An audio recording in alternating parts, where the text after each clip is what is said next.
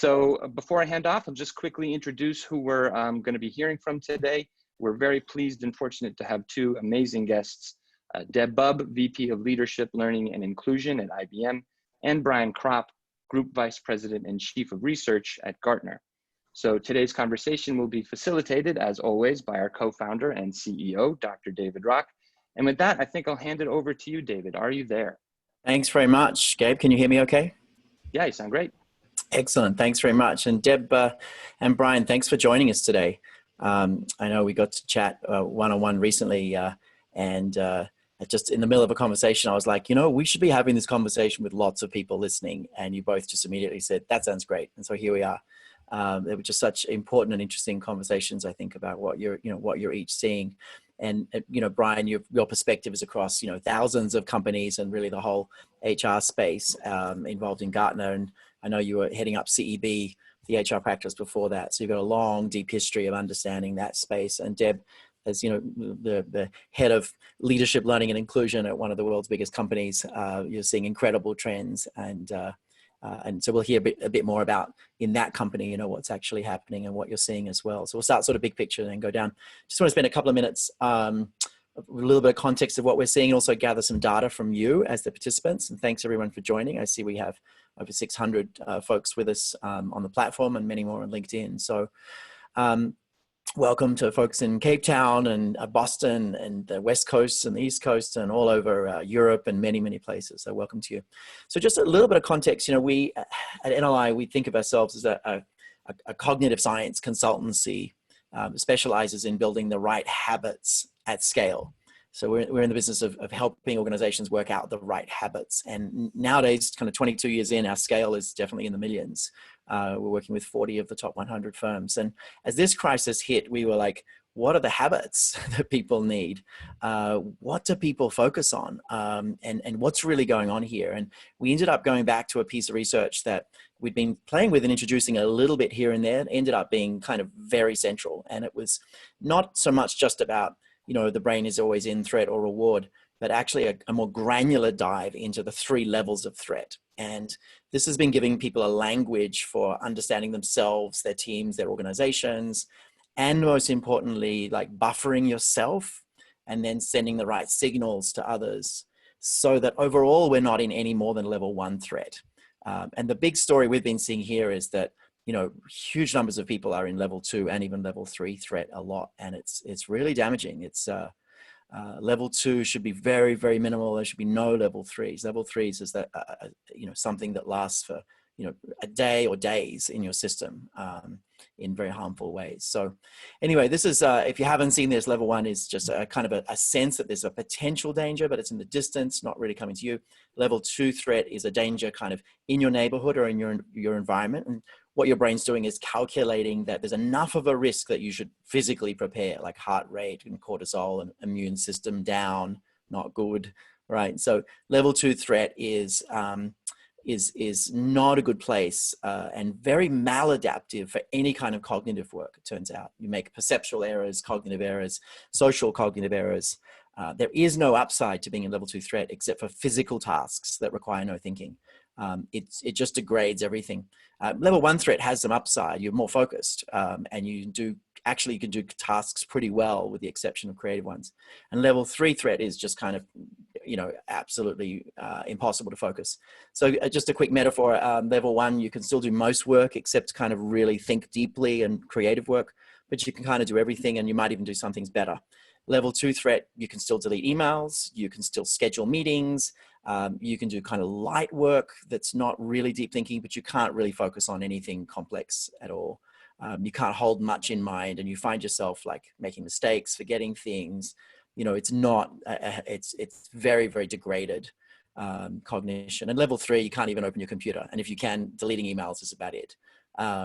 So that gives you a sort of sense of it. And the message we've had, as I said, is like, how do you as a leader buffer yourself so that you're no lower than level 1 threat, and preferably positive because people take on your emotions? And then secondly, how do you send the right signals as a leader to your team so that you literally leave them better than you found them? and that every interaction you have with your team reduces their threat level, you know, up to a level 1. So that's what we, you know, been thinking about, like the best mechanisms for that, and, you know, ways of scaling that. That's kind of where we've been focused. Let's ask you a question though. What threat level are you at now? And this is the question to the 743 people online, 745 now. What threat level are you at the moment? That's an average, you know, the last few days now, just, you know, just recently. Let's get lots of you answering. There's 3 quick questions, and if we can do it really quickly, that'd be great. We're up to 250. So level 0 is neutral or positive. We're just, you know, grouping those together at the moment. Or level 1, you know, which is still productive. Level 2 is strong and it's really hard to focus. And level 3 is just, you know, your brain on fire and really can't focus at all. I'll give you another 5 seconds. 4, 3, 2, 1. We've got how many responses? We've got, oh, lots of responses. That's great.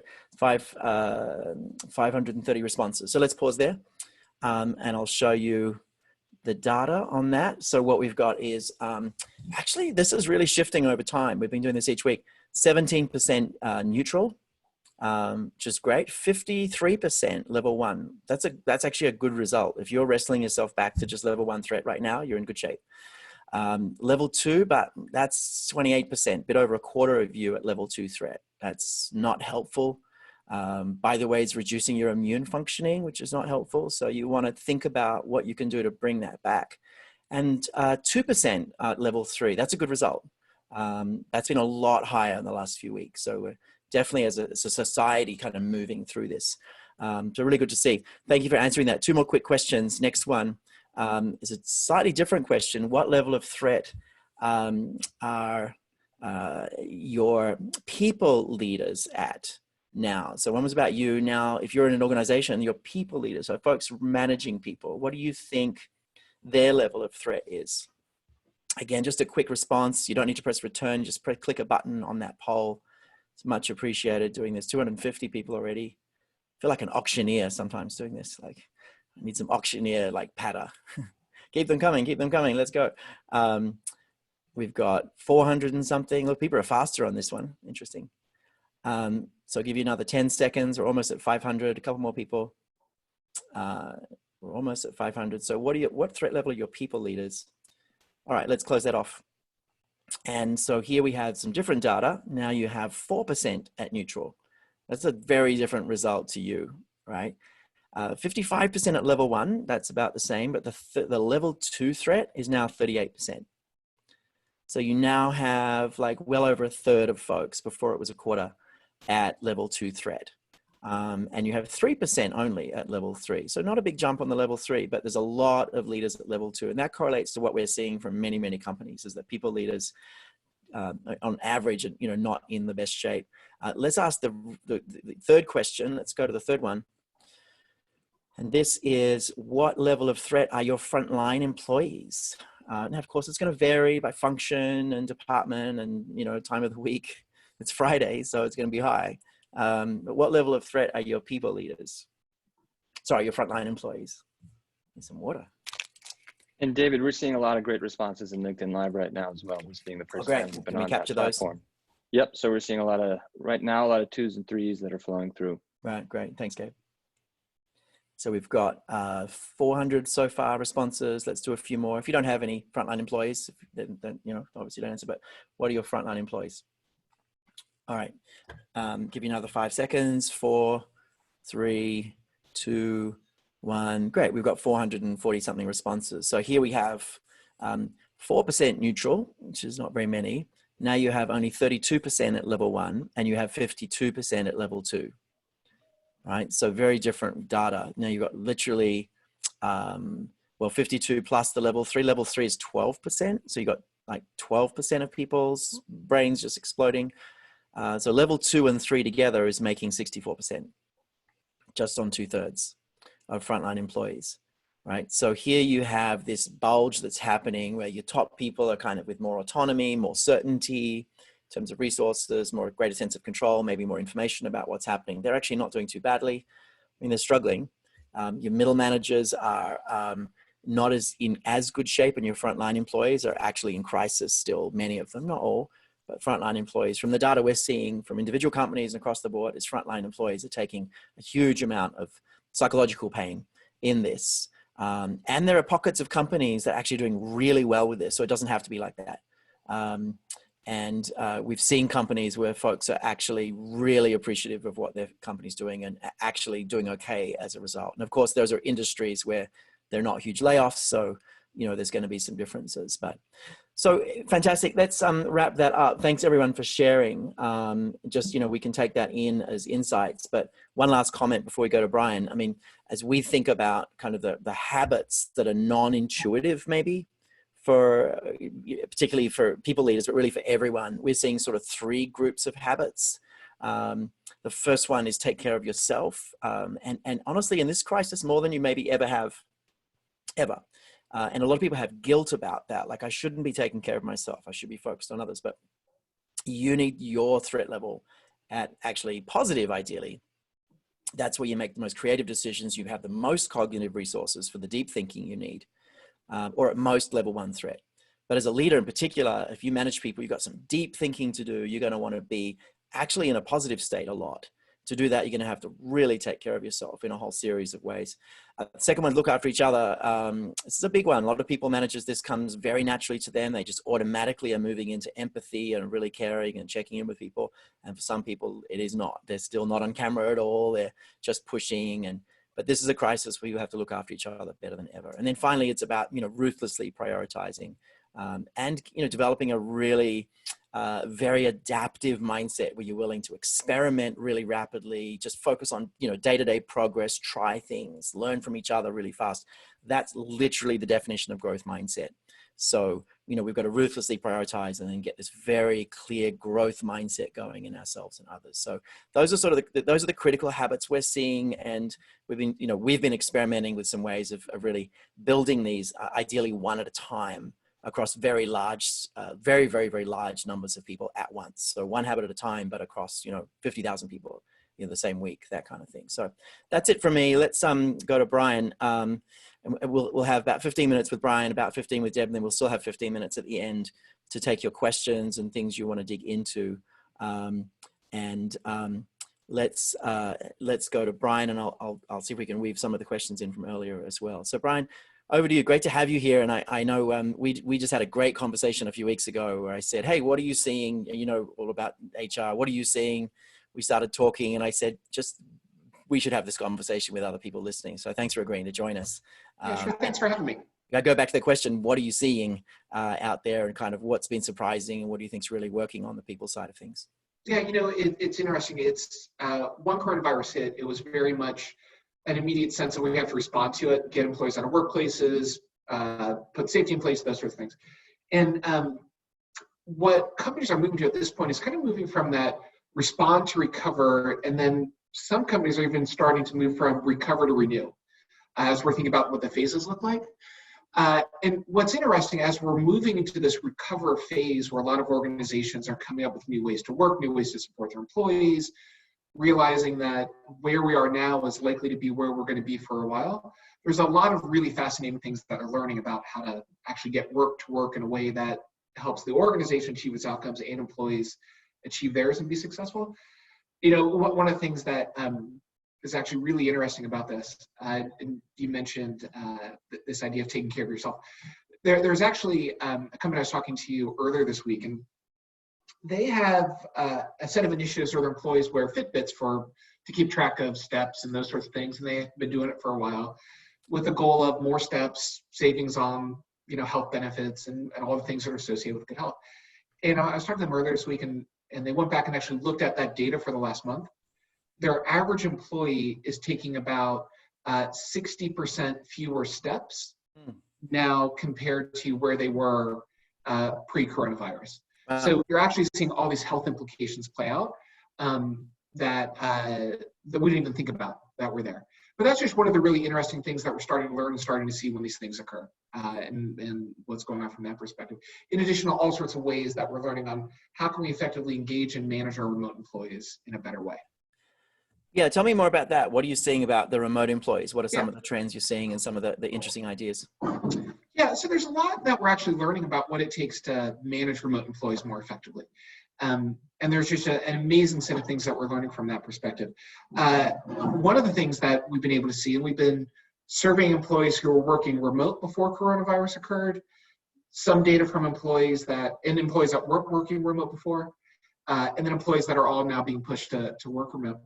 One of the most interesting things that we see is that the type of feedback that remote employees get is really different than the types of feedback that employees who come into the office get. And to kind of oversimplify it, we look at it as corrective feedback and affirming feedback. So corrective feedback is, you did something wrong, do it differently next time. Affirming feedback is, hey, you did a good job on that. And what we see is that employees who are working remote get twice as much corrective feedback and about half as much affirming feedback. Even though, and this is comparing employees who are working remote versus not before coronavirus hit, on average, they get about the same performance score, right? And we can talk all day long if performance review scores are a good idea or not, but as a reasonable proxy for someone doing a good job, it's probably okay.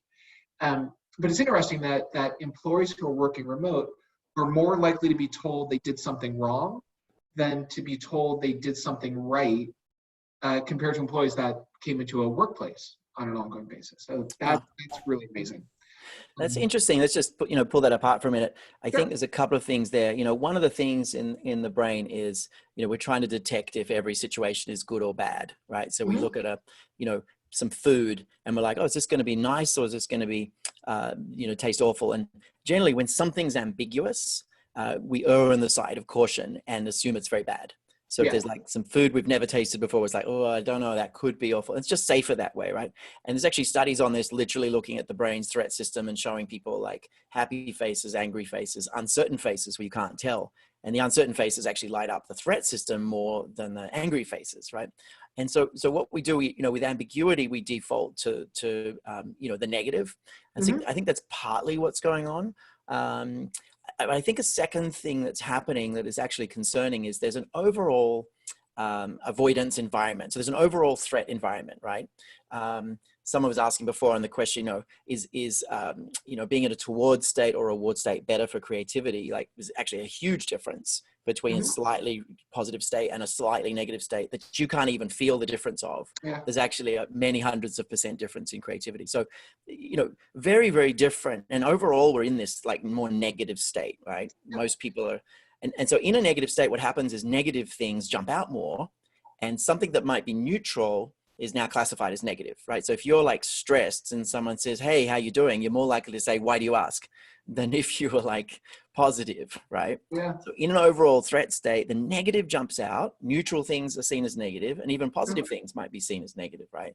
And so people are noticing that negative stuff. And then secondly, of course, if you're already, anxious, then someone giving you negative feedback or corrective feedback is going to hit harder. So you're also going to notice that. So I think there's a few things happening that are an interesting challenge. I think there's also another part of it, which is simply that managers forget to do it. There's a lot of time that managers would spend when someone's in an office place where they'd walk by, they would say hello, they would check in to see how they were doing, all those sorts of things. And when you don't have that sort of drive-by management moments that you would normally have in a workplace, it's just something that's not top of mind for most managers. That what sticks in their head is, oh gosh, David did something wrong. I need to tell David that he did something wrong, rather than it was good. Because it takes that additional effort in a remote environment to then contact someone, call them, send them the email, rather than simply mention it to them in passing. So you're just walking past, Right, and there's a distance bias that's going to get in the way. That the people feel far away because of it. They're physically far away, and so it's not going to feel as important as if you are literally walking past. And there's a priming factor as well. So absolutely. So that's one big thing that we see that's really interesting in terms of the management. A second thing, and this is something that we saw a lot for employees who kind of looking at some analysis of people that were working remote before coronavirus hit, but it's starting to play out in terms of what's going on now, which is social connections. What you see is that employees, again, on average, who work remote, were more likely to say they felt isolated, that they didn't have friends at work, they didn't have those social connections that are there. And what we're finding now for employees that used to come into a workplace who are working remote, what they're reporting is a sense of feeling of isolation and loneliness. And this, I think, is true of everyone who is stuck at home, doesn't have the same ability to go out before, but we're seeing that play out in the workplace. And what's interesting about it is it's having some impacts on engagement and performance in the workplace now, but the bigger, longer term risk for organizations is if those social relationships break down as we're working remote for an extended period of time, that you're not going to see people quit right now. I mean, the reality is there's not a lot of jobs to go to. More than 75% of companies have put hiring freezes in place, all those sorts of things. But at some point, the labor market will open back up. And when it does, if those social relationships aren't strong, then when that labor market opens up, organizations are going to see retention risk at those points in time. But this other thing of just how do you have friends that you used to have in work that you saw all the time that you just don't see anymore? You don't spend the same time with them. And when you do, it's on a call about work stuff. And that's a really interesting trend that we're seeing shift as well. Yeah, no, interesting. I mean, this correlates to some of the signals that we've been talking about leaders need to send. And for us, we started researching this. It's like, well, people are in a threat state, so you need to send positive signals. Mm-hmm. And for us, the positive signals are scarf signals. They're firstly status. And the first one you're talking about with feedback is, people are in a bit of a threat state. So you're going to need to send like positive signals to them. And I think something that's also happening is most people, not everyone, but most people are actually doing much worse at this than they thought they would. Like even I noticed myself, like about a week ago, like I had this background story of I should be able to handle this better. I should be able to handle this better, right? It's a really, really tough situation, Yeah. And so I think people are doing worse than they thought they would. And that ends up being a status threat, actually. Because status isn't just you compared to others, it's you compared to yourself and your imagined self as well. And so I think there's a lot of like people down on themselves with how hard they're finding it and on, the sort of meta of that, right? Yeah. So leaders need to say, you know what, it's actually hard for everyone and you're actually doing okay. And look at the progress you made since yesterday and look at the progress you made since the day before. I think those are key things to do. And then the relatedness one, and I'm curious if you have any data on this, the R and stuff with relatedness is, are you tracking like the percentage of companies who are having these like virtual coffee breaks and, like non-work focused, social happy hours, with their teams and things like that? You noticing? Yeah, we hear a ton of that anecdotally. What we also hear though is that there's a lot of employees who are like, I've spent my whole life on a Zoom call already. And the last thing I want to do is spend more time on a Zoom call with people. So it's how do you balance all of the things that are going on from a work perspective. And, what a lot of people have done in the activities in their personal life have all gone virtual. So you might have your virtual gym class, your kids might have their virtual soccer training, all these sorts of things. And one of the other things that we've seen is just the number of meetings that employees and people have to engage in now has actually increased dramatically. And part of that is the decisions that were made, the conversations that were made in the past around just a conversation in the hallway that got to a resolution, got something pushing forward. That's turned into a scheduled meeting with a thing that you have to dial into. And what a lot of companies are starting to see and feel from their employees is all this time on video calls and video conferences is actually exhausting. You have to feel like you're paying more attention to it. You're just spending more hours there. And how do you do it in a way that is engaging for employees? Because it's not, and from an employee perspective, and this is kind of the mistake that a lot of companies make, they look at it and say, well, here are the things we're doing from my company perspective to this employee. But that employee is actually a person who does a lot of stuff outside of work that might be with their church, with, like I said, their kids' stuff, with their friends, and so on. And so the person is experiencing all of that video time, and that's where it feels overwhelming. So as you're thinking about the employee experience from this perspective, you have to look at the bigger picture and look at all that's impacting that person, not what you're doing to that employee from an organizational perspective alone. And that changes the dynamic of what it feels like. And as you're thinking about these things, it changes the dynamic of the burden that you're putting on your employees in a lot of ways from all these different dimensions. Right. No, that's some really good points. And one of the things that you want to be careful of is, going from one meeting straight to the next. And, you want to be doing the 25-minute, meeting, the 50-minute meeting, the brain needs time to quiet down for the networks involved in all the thoughts to quiet down, to reanimate new networks there. So you can't just go from one to the next, and I think the second thing is that, and this is a really important one, is that, should this be a meeting or should this be a Skype chat with a few people, and not have that expedience bias of, every decision we need to make, we need to schedule another meeting. So I'm hearing this as well from many companies. There's just way too many things just kind of automatically becoming meetings. Which you question. And what's interesting is that a lot of the early advice that organizations gave to managers was like frequent check-ins. And so frequent check-ins were not just, hey, how are you doing? It's let's schedule a 30-minute check-in. And so this idea of frequent check-in could just be a quick 5-minute call rather than scheduled. Yeah, it should be. Taking up time on the calendar and all those sorts of things. And so we're starting to learn about a lot of this. And then one of the other things that we found that's actually really interesting, and a big mistake that companies are making, is they've got a mental shift, which is, well, if someone's working remote, and even if they used to be on a lot of teams before, they're kind of like an individual contributor. And so they're doing their work. But what you actually see when you look at employees that worked remote before and employees that are working remote, one of the evolutions that's occurring within organizations is that the number of projects that people are engaged on has actually increased dramatically. So remote employees historically worked on more projects, not as deep, but more. As employees went from in the workplace to remote, they've been spread across more projects.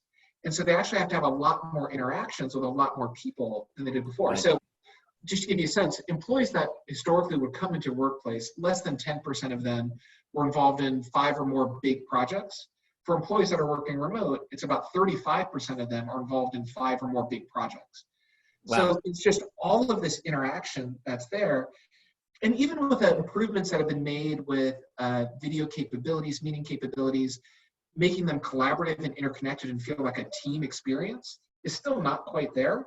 But knowing how much that's increased and how the work patterns of employees who are working remote is evolving to be less individualistic, more collaborative, also is an important thing for us to be aware of in terms of how we want to manage and work with our employees to get the most out of them. Interesting. I mean, it's also, a couple of things to add. This is an attention problem partially. And when we studied learning, and we developed the AGES model, we looked at like the 4 things that basically make up people remembering things, right? Attention, generation, emotion, spacing. One of the things with attention is it actually needs to shift about every 15, 20 minutes. It needs to like stop doing what it was doing. Like, so if you're really staring at a screen, you need to like pause for a few minutes, do something else, then come back. So your attentional circuits do actually tire in a period of about 15, 20 minutes. So you can't just be on a computer all day staring at screen with no breaks. You've got to really mix it up. And 15, 20 minutes is a good amount of time. It's also a capacity issue. So it's an attentional issue. It's also a capacity issue in that all these meetings work in serial, like basically people talking one after the other. And for a lot of meetings, actually, that's extremely inefficient. And just the simplest idea of like adding hand signals, right? Getting everyone on camera, adding hand signals can literally halve the time of meetings. I did this week. I presented an idea I thought was great. We had our top 20 leaders in the business. I explained it for 2 minutes and I say, hey, everyone give me a rating out of 5. I can see you all, give me a rating out of 5. 5 is amazing. We should do it. 4 is, pretty good, etc. And just hold your fingers up. And I just got all these like 2s and 3s. I'm like, okay, see you in a few weeks. I thought I was going to get 4s and 5s, but that conversation was 2 minutes, right? If I'd presented it and said, let's hear from you, I mean, at least 7 or 8 of the people would have had to speak and then argue with each other, like half an hour to an hour. Well, there's also this thing that's really interesting, those patterns in terms of how they play out. Like employees are concerned about what's going on, what's happening from a job perspective, and they want to be seen and heard and acknowledged for something that they're doing. Because one of the things that we saw happening around the global financial crisis, which was really interesting, was the demand for employee feedback, employee recognition shot through the roof. That it became one of the most important things that employees wanted. And so what you see actually happening when you've got those sorts of meetings, everybody feels like they have to contribute in part to be recognized so their manager knows they're doing something. And it just becomes a long investment of time that perhaps is not as productive as we need it to be. But that's what's driving some of that behavior is concern of employees. It's like, hey, boss, I'm actually doing stuff. Right. And it ends up being what we would call over-inclusion in some ways, right? Mm-hmm. So over-inclusion is where like a meeting that should take 15 minutes is an hour unnecessarily.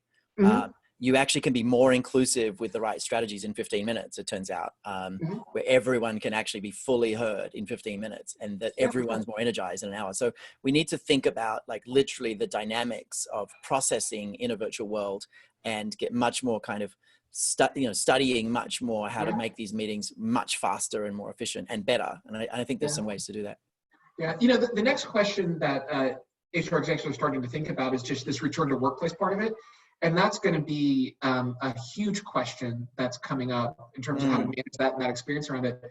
And there's a lot of stuff that other folks can share insights around the safety part of it, designing offices to minimize social distancing, those sorts of things. But what I will say on that one, though, is how you shape that experience for your employees is going to be incredibly important. Because what a lot of companies are thinking about as they're beginning that thought process of how will we actually get people back to the workplace is how do we make sure it's safe, which is important, but only half the equation. The other part of the equation is how do we make sure that they feel safe, going back to it. And managing that perception of safety is arguably more important from an employee engagement perspective, employee performance, productivity perspective, all those sorts of things. And what organizations aren't spending enough time thinking about right now is what is that perception of safety? So am I going to feel unsafe if I step into the elevator bank to go into my building or not, which may or may not, in fact, be a safe or unsafe way, but the way you do it and the shaping of that experience for employees to get that perception of safety is going to be incredibly important as organizations are starting to get their employees to come back to a workplace at some slow pace, but it's starting to move in that direction. The companies are starting to wonder, how do we make that happen? Yeah, it's a really good point. They're thinking about the physical stuff and the, physical safety, but not the psychological safety, literally, like how, what threat level are people, experiencing when they imagine walking back to work, walking into the office. It's going to matter. Like a very simple thing, like when people walk into their building for the first time, a lot of companies want to put temperature checks right there for very good logical safety reasons. But how does that make you feel as an employee if you're walking into a building and you have to go through all these health checks before you're able to do anything? Does that put you in a place where you can't even be productive at work, even if you wanted to be, because you're so worried about these sorts of things around you? And do employees essentially get paralyzed in place over their perception of safety in addition to the reality of safety? Right. Yeah, no, absolutely. And it's a tricky one because there's so many asymptomatic people, and they might be asymmetric too, but there's so many asymptomatic people out there that it's, the percentage is something like half, so it's not, it's a sort of false sense of safety taking temperature and so on. Yeah, that was funny. There's one company I was talking to literally yesterday, and they've done a series of focus groups starting to think about the back to workplace decision. And the biggest takeaway they've gotten from this focus groups that they've done, and they've done them virtually and those sorts of things to try to get it to work, was employees don't want their temperature to be checked or give information about their own experiences, but they want everyone else to. It's like, that's going to be hard to pull off, I imagine, from that perspective. But that's the mindset that these employees have as they're debating the back, should they come back to work or not, even if their organization is opening up their workplace. That's a tricky one. Any other insights on the back to work challenge? There's the shaping the experience around it. There's understanding that part of it. There is also the reality that as best as we can figure right now, based on data we collected before, what we're starting to see from the executives that we're working with, we're going to be in this mixed mode environment for extended time. So before coronavirus hit, out of the jobs where someone could work remote, only about 10% of employees chose to work remote. Another 20% did occasionally. And so you get to about 30% of employees that were working remote at least some of the time out of the jobs where you could do it. So not all the jobs out there, but all the jobs you could do it. Our best estimate now, by surveying employees, HR executives, finance, real estate, all these sorts of folks are going to be involved in that decision, that number is going to be close to 50% that do it at least some of the time. And what organizations are really looking at is, as you think about social distancing in the workplace, is all sorts of ideas around, if your last name is A through K, you get to come in on Mondays and Wednesdays. If it's L through Z, you get to come in on Tuesday, Thursdays, sorts of things, or adjusting what it looks like. The most interesting thing that we've actually heard from companies, though, is there's some companies, not that many, about 16%, who bought new software to track the performance of the remote employees during this time period. And what they're actually, and a lot of them did that to see if remote employees were actually working, was kind of the mindset going into it. But some of the smartest, most progressive companies are able to actually now look at that data and say, gosh, there's some people who are just more productive in the morning and other people that are more productive in the afternoon and those sorts of things. And starting to use that data to then time shift when they'd have people come in. So the more productive people come in the morning and say, it's like, look, we've analyzed your work behavior, your work patterns. We think you'd be better off on the morning part, and this other person's better off in the afternoon part. So we're starting to see companies get really smart about how they can think about bringing people gradually back into the workplace. Right. And there's going to be a lot of work that still needs to be done there, but that's kind of the next big set of questions that are starting to bubble up that we don't have any good insights or answers for yet. Starting to get there, but that's that next big wave. Yeah, we're at the start of the road ahead, and I think I agree with you. It's going to be a long middle. There's going to be a long middle, before anything feels like anything like normal, and that long is, could be very much longer than we'd all like. A bunch of good questions coming in from people. Let's go to Deb, and then we'll come back to you and some of the questions around that. But thanks for sharing. Some of those percentages are really interesting, and as we think about sort of what's happening overall. But I think my big insight from hearing from you, Brian, is that companies are going to, should work harder to think about the human implications of this stuff, more so than just the physical implications. And yeah, absolutely. That's kind of the theme overall. Thanks very much. Stay with us. We'll have some questions for you in a bit. Deb, thanks so much for joining us. Great to have you with us. Tell us how things are going at IBM. You guys have 400,000 something people. What's been happening there? Have you guys been leading through crisis? I guess, tell us that a little bit first. Sure. Thanks so much for having me, David. And this has been an incredible experience for us all at IBM. We're all suddenly at home, and marshaling that kind of transition, thinking about our employees and their safety, our clients and their transformation and thriving in difficult situations has been a really unprecedented leadership challenge. I think, to point at what's essential about what we've done, not comprehensive, to sort of focus on a few key things that have helped us really weather this challenge pretty successfully. I would say the first bit has been about communication.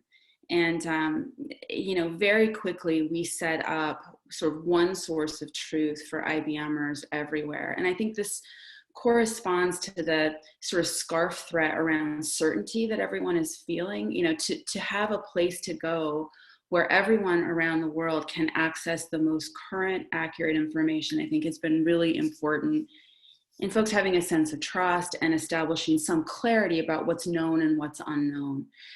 We also set up within 48 hours a specific set of resources for managers to sort of equip them with really curated, pointed solutions to help them think about themselves, taking care of themselves in the crisis, and equipping them with immediate tools and information and templates to help get them up to speed. So we were suddenly at home. We have the infrastructure to do that, but it's not just what to do, it's how we do it that became very important. So first bit was about communication. I think the second piece was really about resilience and empathy and adaptability. You mentioned the criticality of starting with taking care of yourself. If you can't, as a person facing this crisis, if you can't sort of feel safe and secure in your own environment, it is very difficult to do anything else. So resilience came to the forefront as an important, urgent issue. And within 48 hours, we had a resilience toolkit, digitally scalable resilience toolkit up and running, focusing on, the behaviors and habits and practices that would help every IBMer cultivate personal resilience in the face of crisis.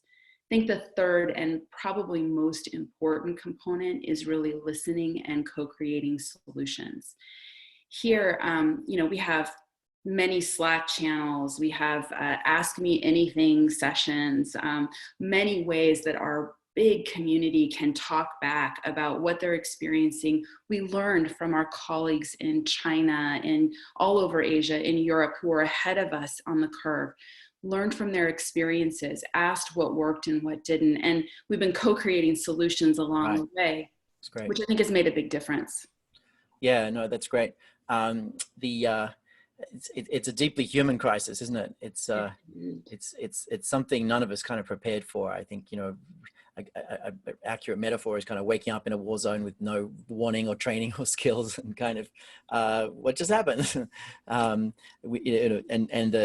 work we've got to do on ourselves is is really intense as well. We were having a conversation last week. You started telling me about something that you were doing at home personally to help with the crisis at home, because this is the part of the crisis for everyone is actually a very, very personal crisis, which is like juggling these kids now and schooling as well and all this other stuff. And I've actually noticed a lot of the time we've been teaching, these personal buffers and the scarf signals to others.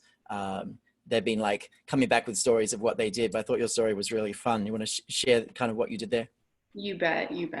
So I'm a working parent. My spouse is also working. I have 2 children. They're twins. They're 11. And so our house is now, a place where we live and work and school all at the same time. We're calling it sort of Bubb Academy here.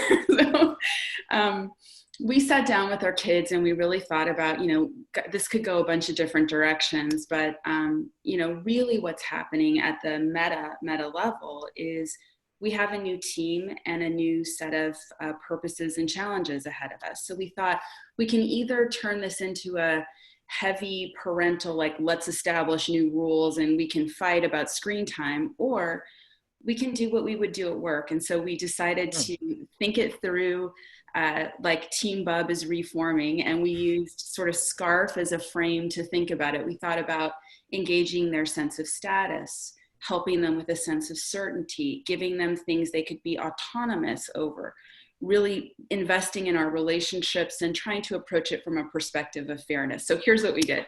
We sat down, we very simply started talking about what was happening in the world and their role by staying home in making it better. And I think that really appealed to them from a sense of status, that they were important in this crisis, that by staying home, they were helping the world. We gave them a sense of certainty, like we're going to establish some boundaries. Here's what's clear, what's not negotiable, but also a sense of autonomy. We asked them to co-create with us. And we did a sort of pet peeves exercise with them where we, each put up our pet peeves. They could only put up a pet peeve if they also had a sort of thing that we could help them with about it. So there was nice sort of design thinking involved there. We invested in relatedness with them and a sort of fairness routine and some incentives for them. If they stick to the schedule we all agreed to, and if they actually exhibit the habits we all agreed to, then they get a little of an extra thing that they both asked for. So, just sort of the things that you would normally do at work when you're building a new team, we deployed those for Team Bubb, and my kids have been really incredibly resilient in the face of this challenge. And I think part of it is just listening for those SCARF signals and giving them a few SCARF buffers and, helping them find their way through. Yeah, no, that's great. It's a lot of emotion in that, as we think, for all of us, I think, as we think about, how we can do this, differently with our kids. SCARF has been this framework that kind of came back alive for us a few months ago. It was like we started looking at the crisis and we just realized it was a massive crisis of certainty in like 8 domains all at once, a massive crisis of autonomy, like no feeling of control, and a massive crisis of relatedness that made it all worse, and that was the reason why people are in such a state, and that you needed to put buffers in the domains that you could influence the most, which ended up actually being certainty, autonomy, and relatedness. So we've been trying to kind of study the right buffers personally that really have an impact, and we've got a few that we're kind of getting clear on. But then the signals part is like the metaphor we've had. I think you did this beautifully with your kids. The metaphor we've had is you want to leave your team better than you found them in every interaction. Right? You want to interact with your team, and literally they are now in a toward state when they were in a threat state, before you arrived. It could be any of the domains of SCARF, and sometimes all of them, as you've done. It's going to leave people better off. That's a very intentional thing. And I think one of the insights we've been having is just how much more intentional people need to be about taking care of themselves and about looking after each other. Like there's like a prioritizing of that, and a kind of focusing on that, more than ever. I mean, tell us what's been working for you in the workplace. What do you think has been working for you, either in your team or organizationally? Because SCARF is also relevant at the organizational level. There's, buffers for you, signals for others, and systems for the organization. So we've been talking to companies who are saying, we really had to address the fairness thing at an organizational level. But so from your perspective, from your team, what are the signals that you've been sending the most, or organizationally, what's been happening with some of those systems? Yeah, absolutely. I mean, I think both in terms of empathy and resilience, one of the most important signals we've been sending as a leadership team is that it starts with taking care of yourself first. The senior leaders across the organization have been posting videos, welcoming the wider organization into their homes, just acknowledging what's happening. Look, wow, you're in my house, let me tell you a little bit about where I am and show you a little bit more about who I am. That sort of warmth and openness and inviting, and talking very explicitly about putting on your own oxygen mask, taking care of yourself first. We heard a signal from the organization very clearly that one of the biggest struggles for people who have others at home they need to care for is balancing these new roles at the same time. So we really listened to that signal and organically developed with the organization a work from home pledge. You may have seen it circulating in your newsfeed. People are starting to share it externally. This was not something that was a top-down edict. It emerged out of people telling their personal stories, making space to talk about personal resilience and challenges, and emerged these sort of pledges. Now we have thousands of people internally who've taken this pledge. Go back a little. The work from home pledge, give me more. We're all like, wait, what? Tell me, what do you mean the work from home pledge? Tell me more. So it emerged out of a recognition that while we all have the best of intentions, we're in each other's homes in a radically different way now. And many of us are balancing multiple roles at the same time, where we might be homeschooling our kids, parenting, caring for someone directly impacted by COVID-19, worried about the world, and also worried about our clients and being productive.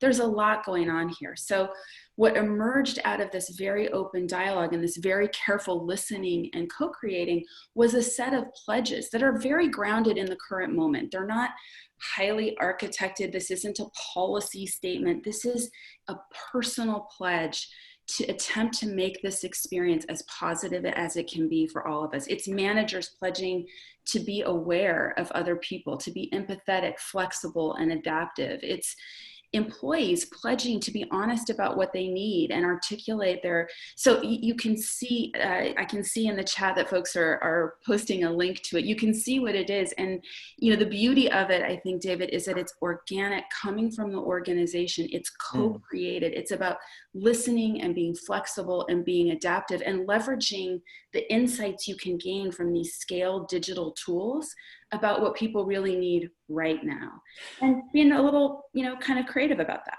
Right. As we're thinking about the signals to send to others, if we were to sort of put them in order, it would be ERSC, not SCARF. You would start with relatedness, but it's just not as elegant. But when you're sending signals to others, the first one has to be a sense of relatedness. And relatedness is shared experience and shared goals. And I'm noticing this divide where there are some leaders who are like never on camera, like they're just not willing because they haven't had a haircut for a month. They're just like, and I don't know, how are you doing it? You're looking so good. I don't know. But there are people who are just like, I'm not going to go on camera, and I'm just going to be normal. Right. And then there are leaders who are like, wow, this is really rough for all of us. Let me show you how rough it is for me as well. Let's walk you through. I'll show you my situation. You show me yours, and just, creating this humanity, right, between people of different status normally. Right. And there are some people who are not comfortable with that. Right. Relatedness and status are different, I love the way you're articulating that. And there is something really incredible about the experience that we're all going through it together. We're all going through it at the same time, and we're in different positions, different timing, so we can help one another differently and share the load differently if we're willing to be open and transparent with one another and walk that path. It's such an important thing to start with for leaders to have that relatedness. I think that shared human experience, and then you can go to shared goals. Now that we've got each other, now we can work, move to shared goals. Just a quick comment on digital tools, because I know you guys do a lot of that. We're hearing anecdotally people are actually using all these online digital tools like Yammers and different platforms and stuff, like kind of craving them. Almost like there used to be like a very small population of people using them. Now they're flooded. Can you, what's your experience at IBM been with kind of the digital tools? Absolutely. And it connects directly with what you're talking about in terms of prioritization as well. So I'll answer both questions.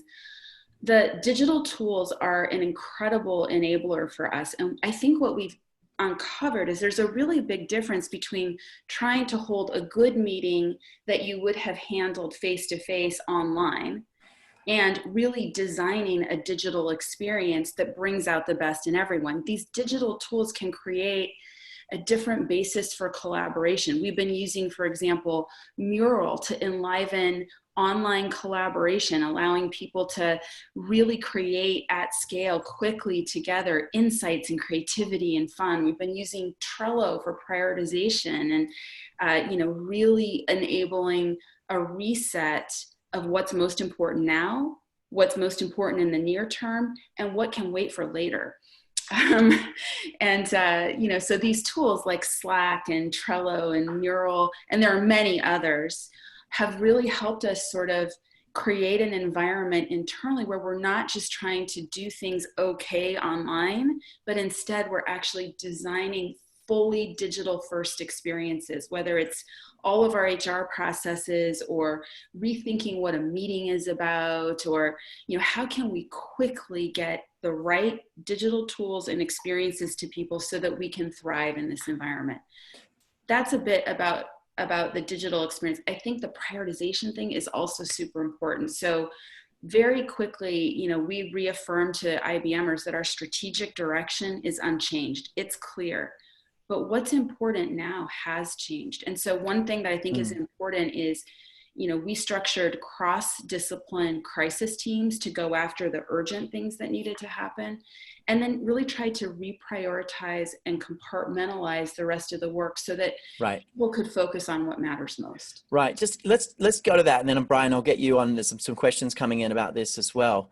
What are the changes you've been making around like the talent practices? What have you been deprioritizing? So we had HP and Netflix and a big utility company and some others on recently, Patagonia, and they were saying, look, we've just frozen talent management conversations, we've frozen the 360s, we've frozen performance management, and we're just like focusing, what are some of the things that you've parked and what are some of the things that you are holding dear in terms of your talent practices? Brian, do you maybe want to go first on that? Just what have you seen trend-wise in terms of what people are parking and keeping?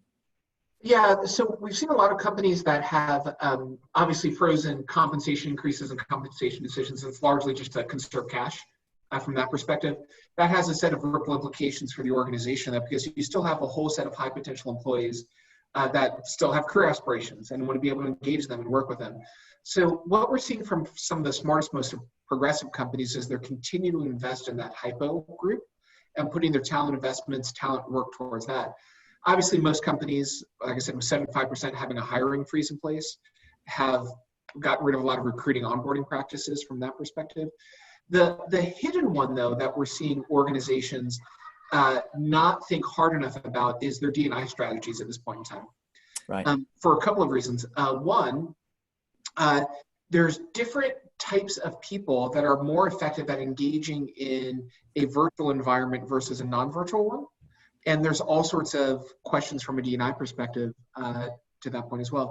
There's another thing that's really interesting. There's a company we were working with the other day where they had a D&I strategy where they're trying to find entry points for more diverse talent in their organization. That was also, sadly, a lot of the same jobs that they didn't technologically enable. So they're having their more diverse employees come into the organization and actually exposing themselves to a greater health risk that's there from that perspective. Right. So ensuring that your D&I strategy doesn't get forgotten about with all the urgency that's going on, is perhaps the one that is most important to keep your eye on during this time period. Right, and diversity and inclusion, for those who are new to it, it's a really big one. We're starting to run groups every week now, one for folks involved in performance management, one separately for folks involved in diversity and inclusion, one separately for folks in leadership development. These kind of small groups, and we're getting together and getting people sharing. And the D&I ones, people are really quite anxious about, you know, what they're going to do in this situation. Deb, what are you seeing? I find it really interesting on diversity and inclusion. I mean, from our perspective, diversity and inclusion is right at the heart of this challenge and couldn't be more important to everything we're doing. Inclusion is central right now to managers and employees being able to navigate the issues that are coming up in working fully virtually. The inclusive leadership capability we've been working on for many years, and that is central to our culture, is one of the keys to making sure people can function in this time. You know, we have absolutely recommitted to our intern programs, all of our diversity programs across the company, and really leveraging our diverse constituency groups as a major channel to reach out to diverse employees across the company and their allies to connect around how do we make sure that we're being fully inclusive and resisting any compulsion to bias that might emerge in this environment. I mean, bias increases under cognitive load, right? Absolutely. Bias increases under high cognitive load. So it's really important actually to offset that. We're starting to look at how companies can do that as well. What other talent practices are you seeing maybe being paused or deprioritized or reprioritized? And Deb, any other comments there? You know, I think in the spirit of prioritization, there was an initial effort by the senior leadership of HR at IBM to really look at what was most important now and what we could push to the second half of the year. So there were some process-oriented things that we looked at and decided, this is not actually what's most important now. We'll come back to it when it's ready, to make room for the serious focus on stabilizing the organization. We looked at things like, you know, to the extent we had talent reviews.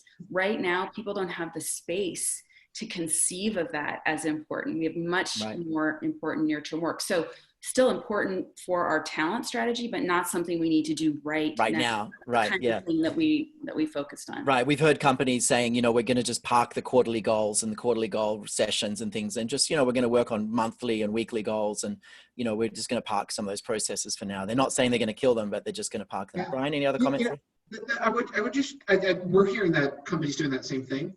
I think what's really hard about that, though, is that you do have a set of employees who are incredibly motivated by understanding what their goals are, what they're trying to accomplish, what needs to get done.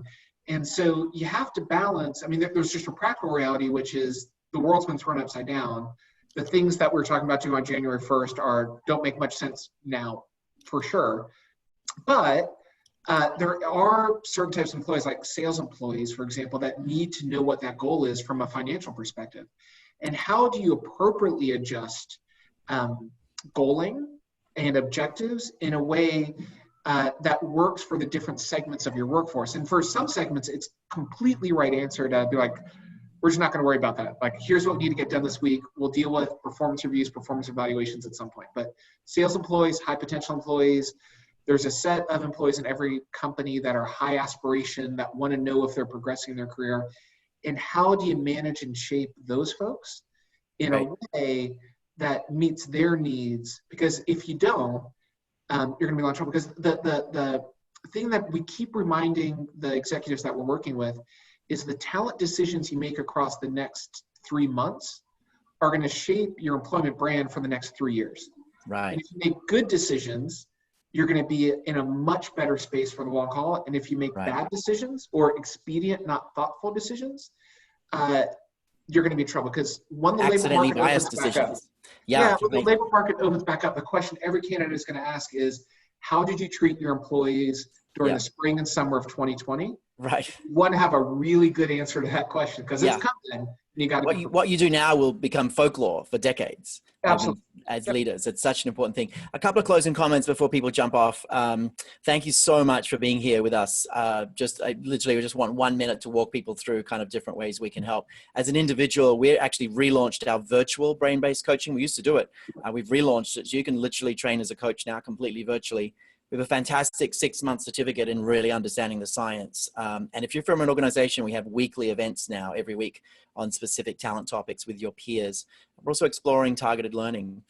From an organization, we're doing massively scalable virtual solutions that are actually better than workshops. So one talent trend we're seeing, which we want you to pause on, is don't necessarily cancel all your leadership development or hypo development. It can actually be better online. We have solutions that show that they're much better for habit activation online than they are as workshops. So just, to be careful with that. We're still doing lots of work on growth mindset, inclusion, mitigating bias is actually really important more than ever. We're building custom habit activation strategies for farmers, and also as in biopharma, for like how to get people to really understand the different pharmaceuticals that are coming. So we're doing all sorts of really interesting work at the moment. One of the big things is just helping whole companies focus. We have a solution called Focus that scales to an entire company of any size in a month.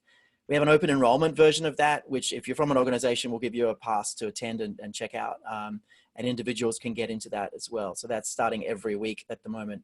And we're doing a lot of briefings for C-suites and HR teams as well on kind of how to think through this and how to work through this. So get in touch with anyone you know at NLI if we can be helpful at all. And just in closing, this is the toughest moment for many people's lives. Not everyone. Some people are actually having an okay time. Some people are enjoying the quiet, but on the whole, there's a lot of people in a very intense crisis, and we need to help them through this.